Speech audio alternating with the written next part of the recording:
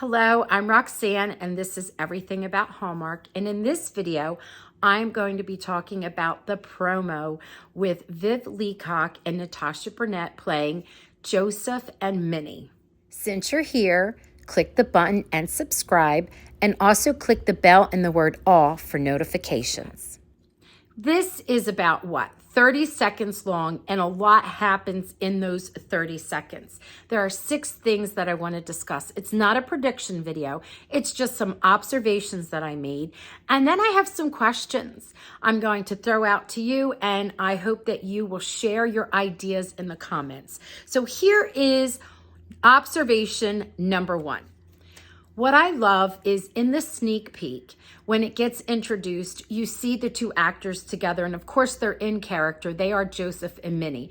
And I love how Minnie leans back in and she teases him and she says, "Have you got it?" And he's like, "Got what?" And she goes, "The sneak peek, is it in in your pocket?"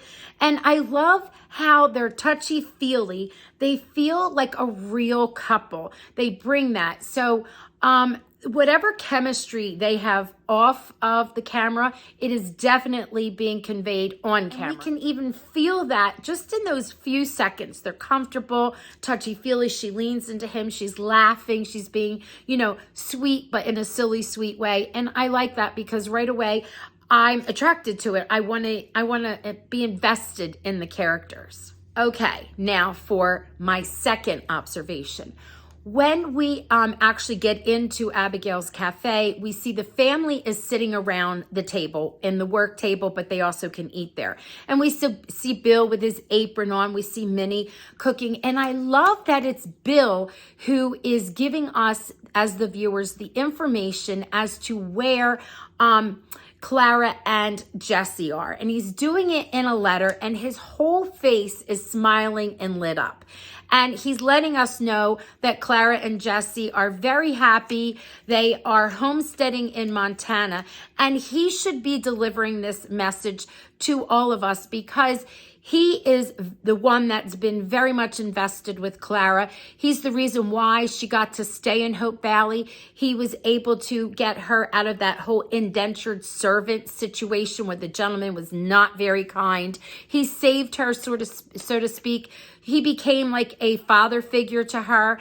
And of course, he loves her. He wants the best for her. And I have to say kudos to the writers, because the writers could have had Clara and Jesse be doing anything. On their trip, they could have found a whole new city that they liked. Maybe they ran into some of Jesse's relatives and they stayed longer, or they met up with Abigail and they stay with Abigail.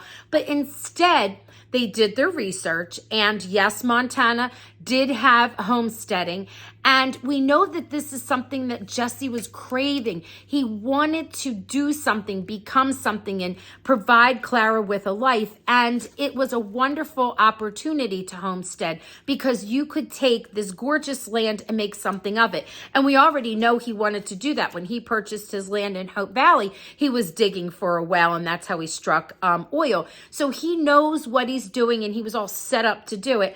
And there they are, building a little life for themselves. And I like that. Thank you, writers, for that.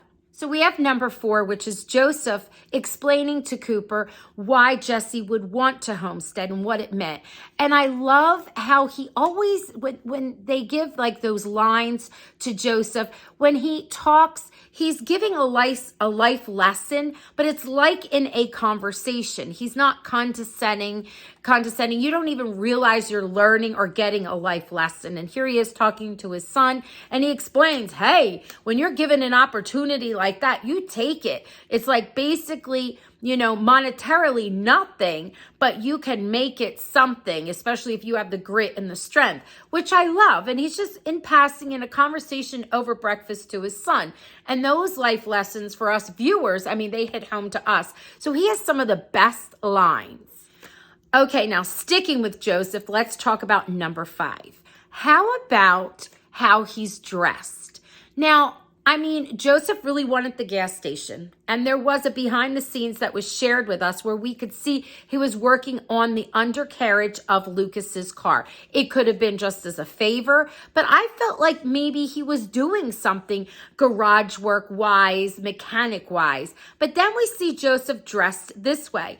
And we know that it's a working day because he says that in the scene. And we know the children are going off to school. So it's not like he's all dressed up and decked out with the tie and the vest and the jacket because he's going to be preaching that day or at Sunday service. It's not Sunday. So why is he all dressed up? What other job could he have? We know that he is going to be working for Lee. So is that where he's going? So we do see him sometimes working for Lee, maybe, dressed up in a suit. But then there were times, and not in this scene, where we saw him very casual. In the other scene, we saw him casual in the morning when they were in the house over in one of the row homes. So I'm really curious to see what it is that Joseph is doing because I feel like he's involved in a lot of things just by his attire.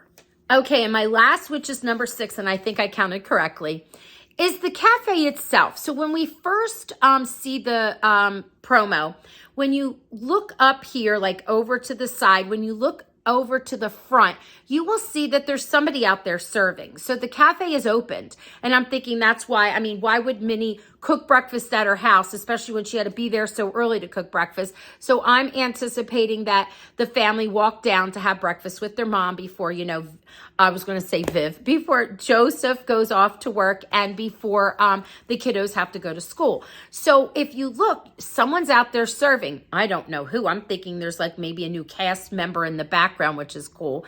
But then look at the place itself. You can see straight ahead past Joseph that, you know, it's still a home. Who lives there? Abigail no longer lives there with Cody. Then we had Jesse and Clara living there. We know that Bill doesn't live there. So this is not me speculating. This is me asking for you to speculate. What are your thoughts? What are some of your ideas? Put that in the comments and then we'll dialogue back and forth. So we know, I've talked about this before, like where do they live? If you haven't seen it, this is one of the videos right here. But I was thinking that Bill lives over the office of the judge's chambers, rather, because there are living quarters up there. We saw that in the past with Henry. He lived up there when Abigail went to visit him. So I'm thinking maybe that's where Bill lives. That's what's in my mind. So who, unless he moved out of there, who would be living in the living quarters of the cafe? And I'm thinking to myself, maybe they rent it out like, you know, you rent a room, but then there would be strangers there even in the evening. And not that we can't trust people, but there'd be strangers in the cafe and you can't have that.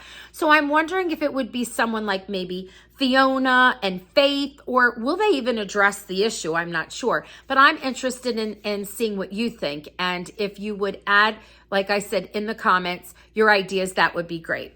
So in this sneak peek, we have a lot going on, and these are the 6 things that I'm pointing out. And I cannot tell you how excited I am for season 9. You know I love it, and I'm very excited. But also I'm excited because when this airs, tomorrow will be Monday, and my guests for a chat are Viv Leacock and Natasha Burnett, who play Mr. and Mrs. Canfield. So they're going to be sharing their careers with us, and you'll have an opportunity to ask questions.